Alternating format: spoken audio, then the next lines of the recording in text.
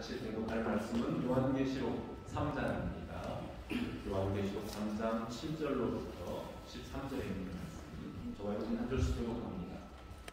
빌라델비아 교회의 사자에게 편지하라. 거룩하고 진실하사 다윗의 열쇠를 가지시니 곧 열면 닫을 사람이 없고 닫으면 열 사람이 없는 그가 이르시되 볼지어다 내가 내 앞에 열린 문을 두었으되 문이 닫은 사람이 없으리라. 내가 내 일을 아노니 내가 작은 문을 가지고서도 내가 지키며 내 일을 말하지 아니하였도다. 보라, 사탄의 해가 곧 자칭 유대인이라 그렇지 아니하고 거짓말하는 자들 중에서 며칠 내리주어 그들로 와서 내 발 앞에 절하게 하고 내가 너를 사랑하는 줄을 알게 하리라. 내가 나의 인내가 말씀을 지켰으되 내가 너와 너를 시험을 내려가게 하니 이는 저와 세상에 강하게 강한 자들을 시험할 때라. 내가 속히 오리니 내가 가진 것을 굳게 잡아 아무도 내 면류관을 빼앗지 못하게 하라. 이기는 자는 내 하나님 성전의 기둥이 되게 하리니 그가 결코 다시 나가지 아니하리라. 내가 하나님의 영과 하나님의 성 하늘에서 하늘을 보게 올리는 교회의 이름과 나의 이름을 그의 위에 기록하라. 같이 읽겠습니다. 귀 있는 자는 성령이 교회들에게 하시는 말씀을 들을지어다. 아멘. 계속해서 요한계시록에 나와 있는 7 교회들을 살펴보고 있는 중입니다. 왜 우리가 요한계시록에 있는 7 교회를 아는 것이 필요한가? 우리가 곧 교회이기 때문에 그렇죠. 7 교회라는 것은 하나님께서 말씀하시는 모든 교회를 상징한다고 했습니다. 7이라는 숫자가 완전수라고 했을 때에 세상에 있는 교회들입니다. 다양한 모습을 가지고 있습니다. 우리 걸어가는 교회는 어떠한 모습을 가지고 이 마지막 시대에 주님께서 맡겨주신 교회 사명을 감당하고 있는지를 살피면서 오늘 이제 6번째에 해당되는 빌라델비아 교회에 대해서 말씀을 찾아보고자 합니다.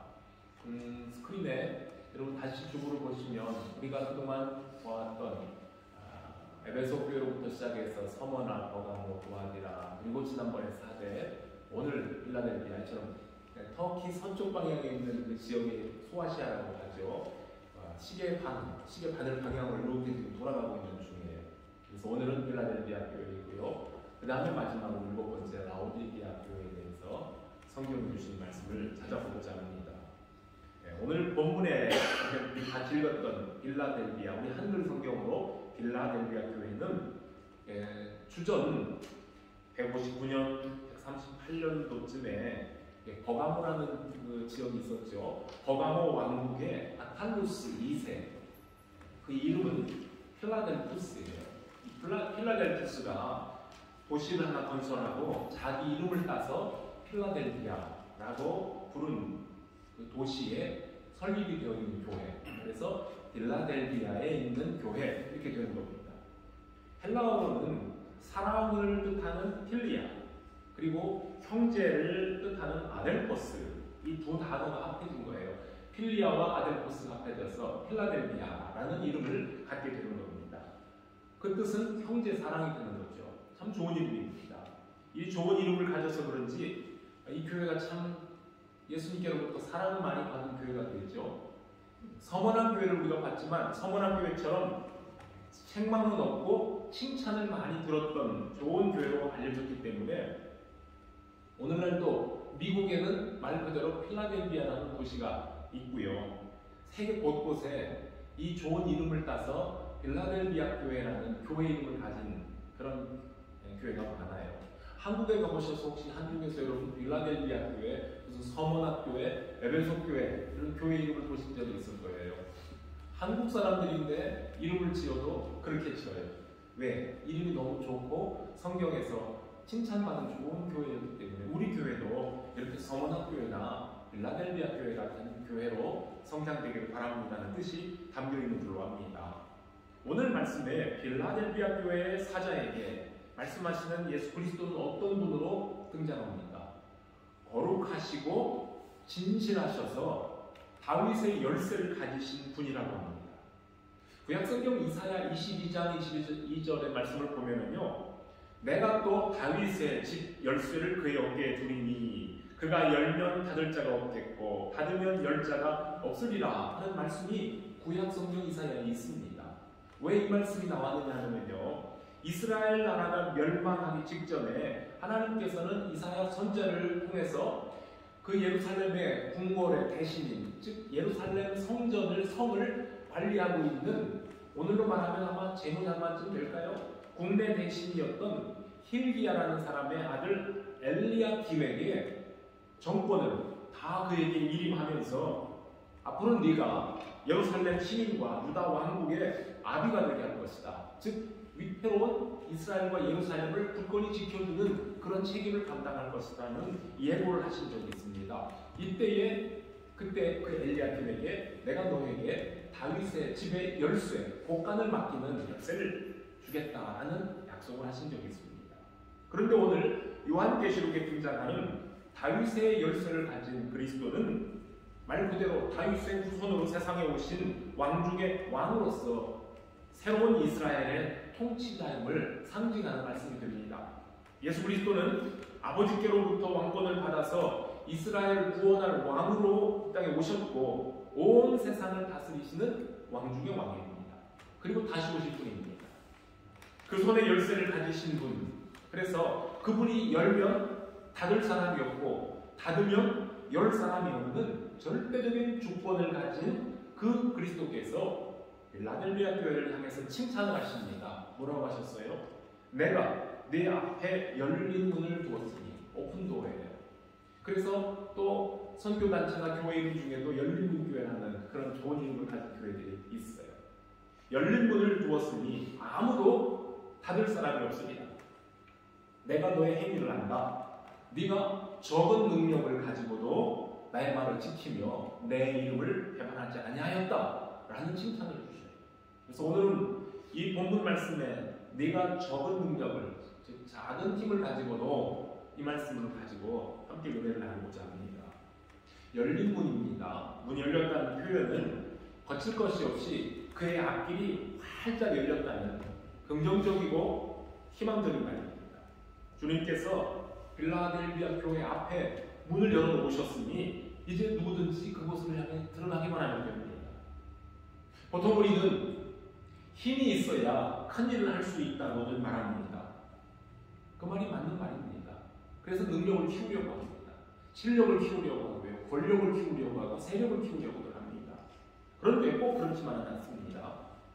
성경을 보면요, 히브리 백성들이 자신들이 힘이 있어서 자기들의 힘으로 대제국 애굽에서 탈출을 했습니까? 그리고 그들이 힘이 있기 때문에 가나안 일곱 족속들과의 싸움에서 승리해서 그 땅을 차지했습니까? 힘이 있어야 이긴다는 생각을 했다면 히브리인들은 아예 애초부터 출애굽을 할 힘도 없었고 그럴 계획도 갖지도 못했을 겁니다.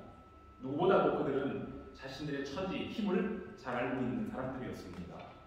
그들은 하나님께서 열어놓으신 길을 통해 애굽을 나갔고 홍해를 건넜고 시내 산을 통과했고 마지막에는 바란 광야 가데스 바네아라는 곳에 이르렀습니다. 이제 출애굽한 1년이 흘렀을 때 그들은 가데스 바네아라는 지금 넓은 땅에 도착을 하고 있었어요. 그때 모세는 백성들에게 용기를 불어넣습니다. 하나님이 우리에게 주신 약속 땅이 바로 저 앞에 있으니 올라가서 얻으라. 두려워 말라. 주저하지 말라고 용기를 불어넣습니다. 그런데 출애굽한 후 1년 되었던 이스라엘 백성들은 가나안 땅에 대한 기대감과 함께 두려움도 가졌기 때문에 우리가 먼저 정탐꾼을 그 땅으로 보내어서 그 땅을 살펴본 다음에 들어가면 좋겠습니다라고 했었습니다. 그리고는 40일 동안 정탐을 하고 돌아온 정탐꾼들의 보고 중에 12명 중에 10명의 정탐꾼들이 아주 비관적인 부정적인 보고를 하고 맙니다. 그 말을 들은 백성들이 밤새도록 울며 통곡하면서 우리가 애국으로 다시 돌아가자고 했었습니다. 그것은 바로 그 히브리인들이 가나안 사람들의 힘과 자기 자신들의 힘을 비교해봤기 때문입니다. 그들의 말처럼 자기들은 가나안 땅에 있는 거대한 그 사람들에 비하면 마치 메뚜기처럼 초라하다고 스스로 그렇게 고백을 했었어요. 아무리 생각해도 가나안 족속들과 우리는 싸워서 이길 수 없다는 확신이 서지 않았기 때문에 메뚜기 신드롬을 보인 거예요. 그러나 그들이 깨닫지 못하고 있었던 것이 있습니다. 그것은 앞서 일하시는 하나님의 능력입니다. 지금까지 그들이 지내온 것도 하나님의 도우심이 아니면 불가능했다는 사실을 그들이 왜 몰랐겠습니까? 그런데 정탐꾼들의 보고를 듣고는 그 순간 하나님께서 함께 하신다는 하나님을 의뢰하기보다는 가나안 사람들의 힘이 갑자기 크게 보였고 두려움이 그들 속으로 파고 들어온 겁니다. 하나님께서는 가나안의 문을 활짝 열어놓고 자 이제 들어가서 얻으라 라고 하시는데 이스라엘 백성들은 정탐꾼들의 보고를 듣는 순간 마음의 문이 닫혀버렸고 영의 문이 닫혀버려서 하나님께서 열어놓으신 그 열린 문이 보이지 않았던 겁니다. 우리는 가나안의 문턱에서 실패했던 이스라엘의 태도를 보면서 믿음의 자세가 무엇인지를 살펴보게 됩니다.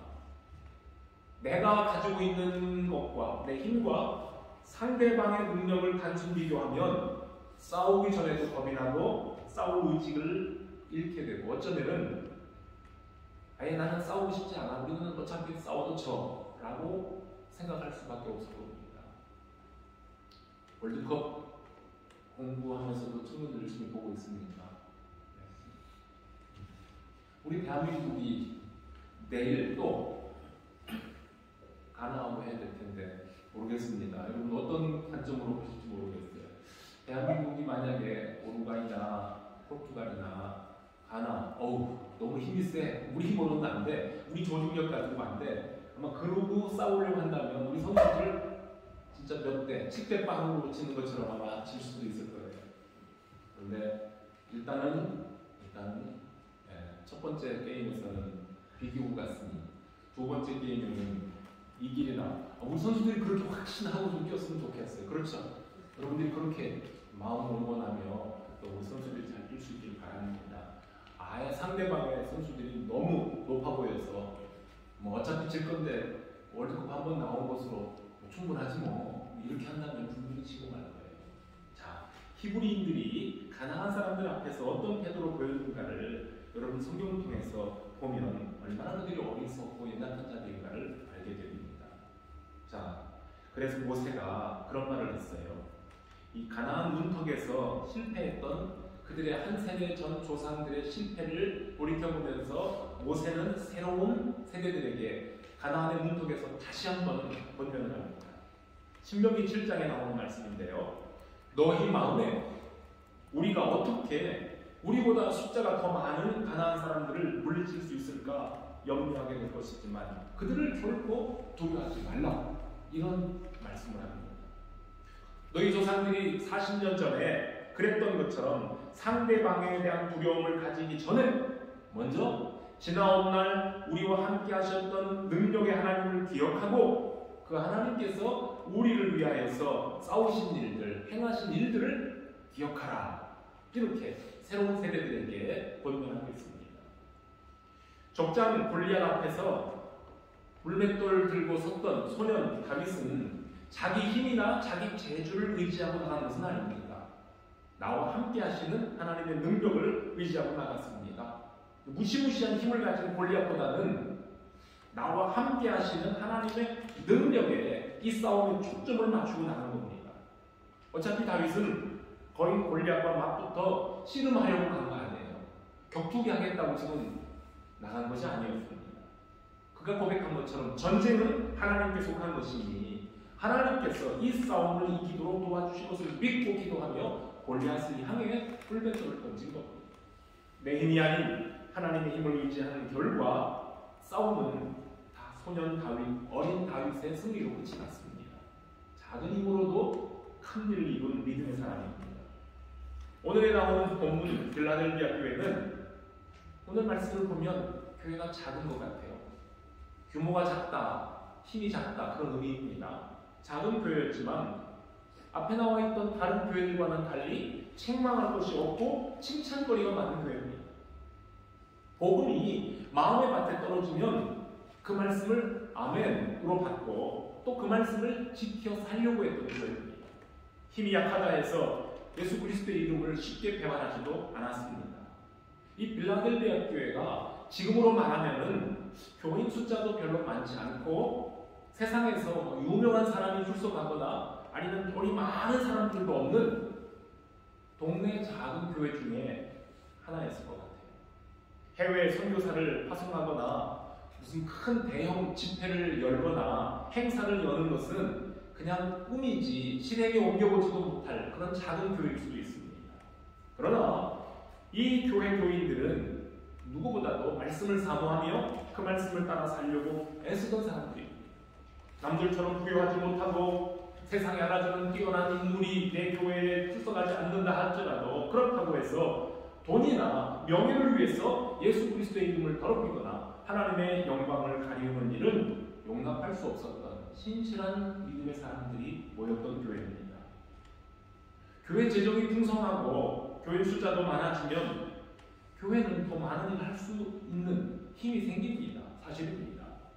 그런 점에서는 큰 교회가 작은 교회들이 할 수 없는 일들을 할 수 있기 때문에 큰 교회는 큰 교회로서의 장점입니다. 그렇다고 해서 작은 능력의 작은 교회는 실패한 교회이고 큰 교회는 성공한 교회라고 말할 수 있겠습니까? 계시록의 일곱 교회들을 차례로 살펴보면서 깨달은 것이 있습니다. 예수께서 교회를 보시는 관점은 세상이 보는 관점과 다르다는 겁니다.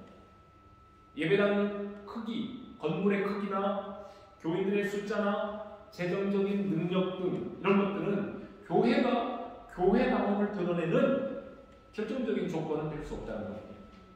교회의 주인이신 그리스도께서 보시는 기준은 그런 외형적인 조건보다는 그 교회를 이루고 있는 교인 한 사람 한 사람의 거짓없는 신실한 믿음입니다. 그리고 그들의 삶입니다. 그래서 주님은 각 교회들에게 말씀하실 때에 내가 너의 사정을 안다. 내가 너의 형편을 안다. 네가 어떤 일을 하고 있는지를 안다. 심지어는 내가 어디에 사는지를 알고 있다. 라고 하십니다. 그래서 믿음의 능력은 학력이나 재력이나 권력을 따라가는 것이 아닙니다.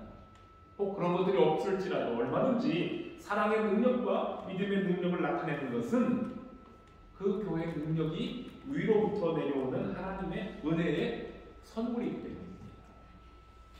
빌라델비아 교회는 오늘 말씀 보면 자칭 유대인이라는 사람들로부터 멸시와 아주 천대를 받은 교회로 보입니다.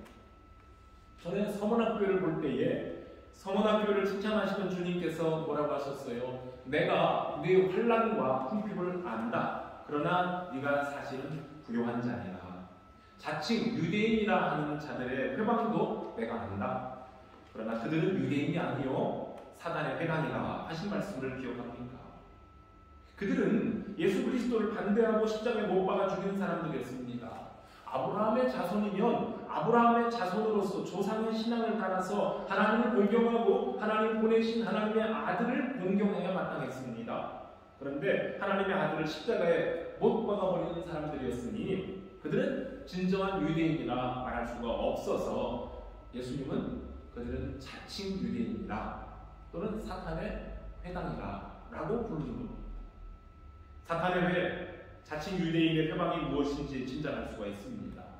일찌감치 소아시아 지방으로 이주를 해서 자리를 잡았던 아주 부유한 유대인 상인들이 서머나에도 있었지만 빌라델비아에도 살았을 겁니다.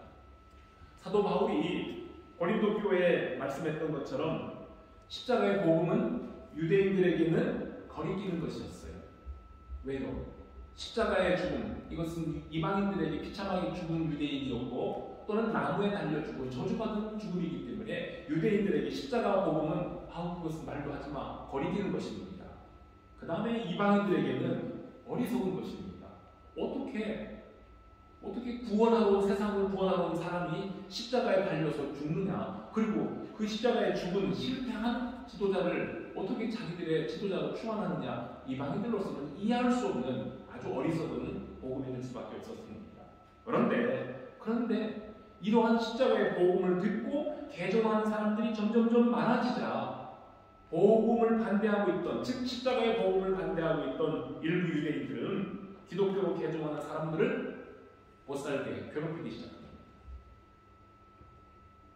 필라델피아 지역에 살고 있는 가난한 기독교인들을 무시하고 서머나 교회 지역에 있는 그 가난한 성도들, 힘없는 성도들을 무시하고 조롱하며 자기들이 가진 재물로, 돈으로 현지의 권력자들을 매수해서 기독교인들을 억울하게 감옥에 갇히기도 하고 돈으로 신앙 양심을 팔도록 유혹하는 일들이 일어납니다. 그럼에도 불구하고 서머나에 살던 사람들은 그리스도를 향한 믿음을 깨끗하게 지켰으니 그래서 예수님이 그들을 향해 내가 너의 혼란과 궁핍을 아노니 실상은 네가 부요한 자니라 라는 칭찬을 했던 겁니다. 마찬가지로 이런 비슷한 상황이 빌라델비아에서도 일어났다는 겁니다. 부요한 유대 상인들이 그들의 시나고그 회당을 독점해버립니다. 그리고 유대 기독교인들이 회당에 들어오지 못하도록 문을 닫아 걸고 방해를 하거나 아니면은 회당에서 그리스도의 십자가 복음을 전하지 못하도록 방해를 합니다. 가난한 기독교인들은 힘이 없으니 부자들에게 멸시를 당하고 눌림을 당하며 가진 것마저 뺏기고 쫓겨나기도 합니다. 아브라함의 혈통을 이어받은 그 유대인들은 자기들만 구원의 문으로 들어갈 수 있다고 생각하고 마치 자신들이 천국의 열쇠를 가지고 문을 열고 닫는 것처럼 아주 교만한 태도로 이방인 신자들을 또는 유대인 신자들을 무시한 것으로 보입니다. 그러나 이러한 자칭 유대인들의 방해에도 불구하고 끝까지 참고 견디며 믿음을 지키고 예수 그리스도의 이름에 눈을 끼치지 않고 그 이름을 배반하지 않는 신실한 교인들이 빌라델비아에 있었다는 겁니다. 이런 교회를 향해 주께서 주시는 위로와 약속의 말씀을 몇 가지를 봅니다. 첫째는 자칭 유대인이라 하나 거짓말하는 몇 사람을 너에게 주어서 너의 발 앞에 절하게 하고 내가 너를 사랑한다는 것을 알게 하리라 했습니다. 그게 구체적으로 어떤 일인지 우리는 알지 못하지만 아마 자칭 유대인들, 힘 있는 유대인들과 미약한 빌라델비아 교회의 성도들 상황이 뒤바뀔 것이라는 것은 짐작할 수 있습니다. 다윗의 열쇠를 가진 그리스도께서 자칭 유대인들이라는 사람들이 보는 앞에서 빌라델비아 교회 성도들을 높여주시고 누가 진정으로 하나님의 사랑을 받는 자손인가를 보여주시겠다라는 약속입니다. 잘 아는 시편 23편에 주께서 내 원수의 목전에서 내게 상을 베푸시고 기름으로 내 머리에 바르셨으니 내 잔이 넘치나이다 라고 노래했던 다윗의 찬송이 이 상황과 흡사합니다. 하나님은 다윗을 괴롭히고 멸시했던 사람들이 보는 앞에서 다윗을 위하여 큰 잔치를 베푸시고 다윗을 제일 좋은 자리에 앉히고 그 머리에 보배로운 기름을 부어주심으로 많은 사람들이 보는 앞에서 특별히 원수들이 보는 앞에서 다윗을 인정하셨습니다. 하나님께서 다윗을 사랑하셨던 것처럼 교회의 주인이신 그리스도께서 빌라델비아 교회를 이렇게 자칭 유대인 사단의 회들이 모인 곳에서 그들을 높여주시겠다 하는 약속입니다. 또 한 약속이 있습니다.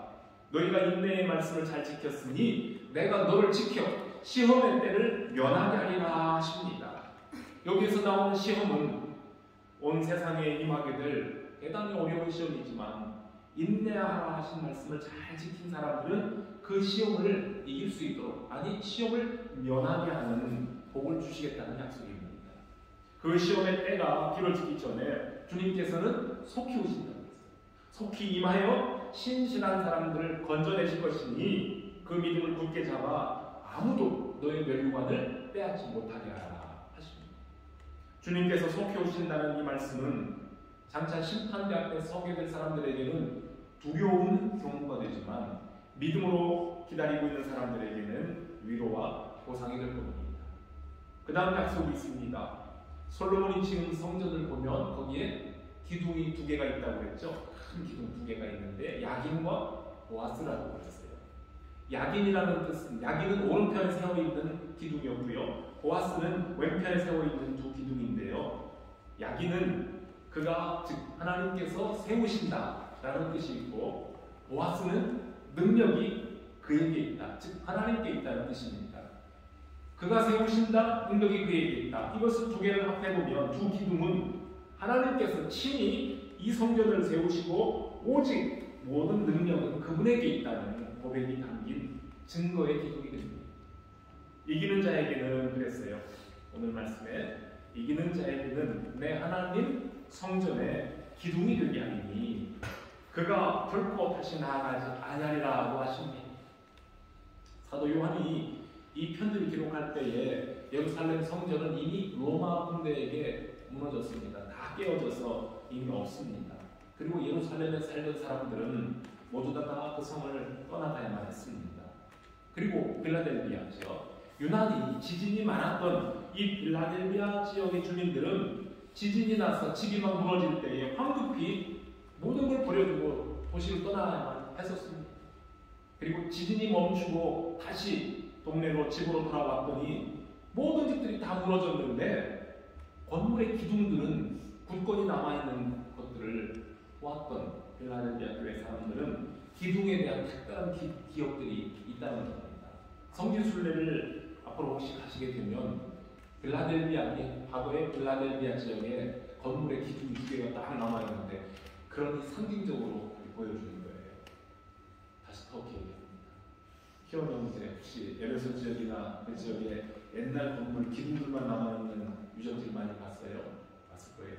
여러분 로마 시대에 지어놓은 건물들 세월이 흐르면서 다 무너졌잖아요. 영국에도 옛날에 지어놓은 건물들 사원들이 다 무너져 가지만은 부분적으로 기둥들은 남아있는 걸 여러분들 보실 거예요.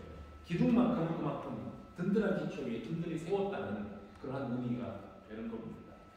지진과 같은 자연재해의 위험은 물론이고 핍박이나 회방에도 굴하지 않고 끝까지 믿음을 지켜 승리한 성도는 하나님의 성전에 무엇이 되게 한다? 기둥이 되게 한다고 말씀합니다. 그리고 그 성전은 사람의 손으로 지은 것이 아니고 예수 그리스도께서 친히 세우신 당신의 몸 참 성전이시니 그 성전의 기둥은 세상의 어떤 위협이나 공격에도 결코 무너지지 아니하고 영원히 존재하게 될 하나님의 자녀들입니다.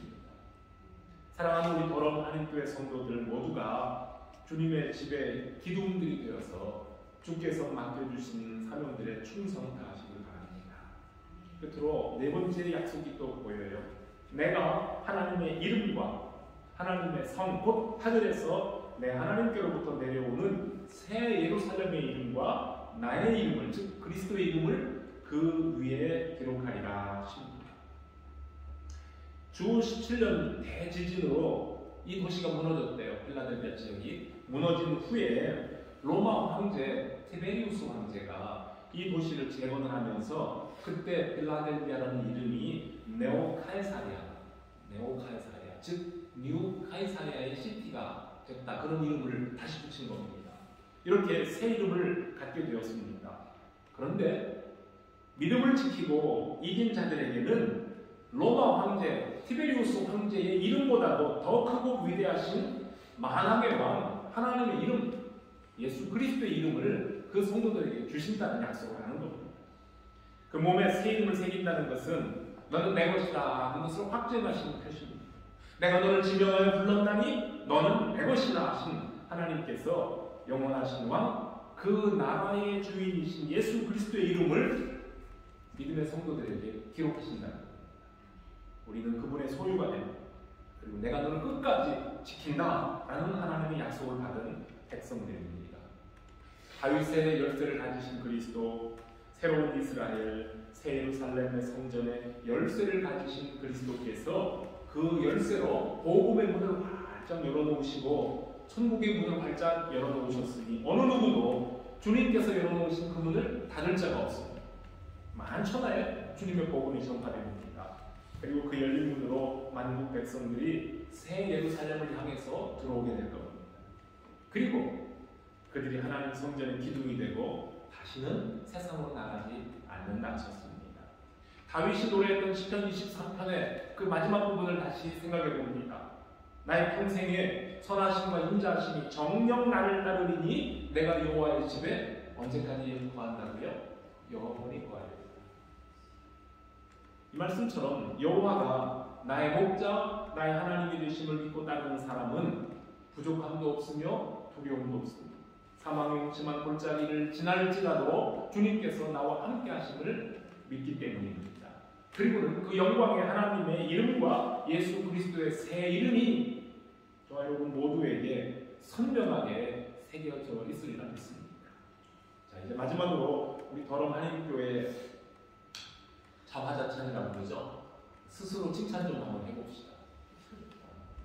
저는 더럼 한인교회에 아직 2년은 채 안 지냈지만 이 더럼 한인교회 오래 계신 집사님들, 저보다 더 많이 있는 우리 분들도 계시니까 칭찬 좀 들어도 됩니다. 비록 더럼 한인교회가 작은 능력, 적은 능력을 가진 작은 공동체 있잖아요. 작은 교회지만 미안합니다. 자꾸 터키 얘기를 했어요. 우리 희연 아버지, 희연 형제 아버지랑 같이 우리 교회 와서 첫 번째 주일 예배 드리는 날 저를 보고 뭐라고 하신 줄 알아요? 와, 이렇게 큰 한인교회가 있어요? 저는 그 말씀 듣고 우리 교회 작은데, 왜냐하면 터키에 있는 한인교회는 몇 사람 안 된대요. 지금도 몇 명 안 된대요. 목사님 가정하고 집사님 때 가정하고 그 가정이 안 된대. 우리 교회를 보더니 이렇게 큰 한인교회가 있냐고 그래요. 그럼 우리 교회가 더 큰 한인교회도 있는데, 그렇죠? 그런데 우리 더럼 한인교회는 사실은 규모가 작아요. 컸던 적도 있지만은 지금은 많은 분들이 복음을 돌아가고 해서 다시 작아진 공동체예요. 앞으로 커질 수 있는 소망도 얼마든지 있습니다. 그런데 지난 26년 동안 작은 능력을 가진 더럼 교회지만 이 교회를 통해 믿음의 눈을 뜨고 또 믿음이 진보되고 그리고 세상으로 터져나간 형제들이 참 많지 않습니까? 여러분, 더럼 한인교회를 26년 동안 거쳐간 사람들의 숫자를 한번 헤아려 보십시오. 대략이라도 참 많을 겁니다. 여기서 흩어졌다는 말은 교회로부터 또는 믿음으로부터 떨어져 나가서 세상으로 돌아가 버렸다, 잃어버린 영혼을 말하는 것이 아닙니다. 더럼을 떠나서 흩어져서 간 곳곳마다 그리스도의 사랑으로 더 힘있게 살고 더 믿음으로 살아가는 형제 자매들이 많이 있다는 것입니다. 그것으로 인하여 더럼 한인교회 성도 여러분들 위로와 힘을 얻으시기를 바랍니다. 지난 26년 동안 더럼 한인교회를 거쳐갔던 여러 목사님들도 계시고 또 많은 일꾼들, 수많은 교우들이 있습니다. 다 그분들이 이 교회를 위해서 눈물과 기도로 섬겼던 주님의 일꾼들입니다. 모든 분들이 더럼 한인교회를 거쳐간 모든 분들이 100% 만족스럽게 이 교회를 떠나는 것은 아닙니다. 어떻게 모든 사람의 생각과 마음을 다 가질 수가 있겠습니까? 때로는 가슴 아픈 그리고 아쉬운 떠남들도 있지만 그들이 더럼 한인교회를 떠났다 해서 하나님 나라와 주의 몸된 교회로부터 아주 떨어져 나가버린 사람으로 살지 않기를 바라는 마음으로 여러분들은 그들이 기억날 때마다 그 영혼들을 위해서 기도하시기를 바랍니다. 살면서 부딪히는 힘들고 복잡한 인간관계나 재정적인 압박감이나 불투명한 장래문제 등 힘든 환경, 시험이 분명 우리들 앞에 놓여 있습니다.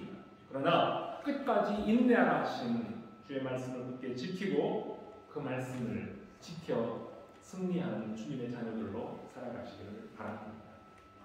우리는 약합니다. 나는 약하지만 주님은 강하십니다. 비록 적은 능력이지만 이처럼 큰 은혜를 누릴 수 있는 것은 그 힘이 나로부터가 아니라 주께로부터 나오기 때문입니다. 오늘 마지막 절에 뭐라고 하셨습니까? 귀 있는 자는 성령이 교회들에게 하시는 말씀을 들으라 하셨습니다. 성도 여러분, 이 한 주간 이 말씀을 귀로 듣고 마음으로 담고 묵상하면서 또 한 주간 주 안에서 잘 이기는 귀한 성도들이 되시기를 주님의 이름으로 축복합니다. 같이 기도하겠습니다. 하나님 아버지, 참 감사합니다. 오늘 예배하는 자들이 주님 앞에 모여 하나님께서 사도 요한을 통해 빌라델비아 교회 성도들에게 주셨던 말씀, 오늘 세계 모든 교회들을 향해 주시는 말씀을 같이 듣고 사모합니다. 비록 작은 능력이지만 그들이 예수 그리스도의 이름을 배반치 아니하고 그 영광을 의지하며 하나님의 은혜 가운데에서 믿음을 잘 지켰던 것처럼, 그리하여 주님께로부터 귀한 약속들을 얻었던 것처럼 우리 모든 성도들이 주님이 주시는 새 이름을 가지고 기둥과 같은 분들이 되어서 하나님의 나라를 굳건히 세워가는 복된 자녀들 되게 하여 주시고, 세상을 향해 나아가서 또 한 주간 살 때에 말씀과 능력을 의지하면서 주님과 동행하는 성도들 되게 하여 주시옵소서. 예수님의 이름으로 기도합니다.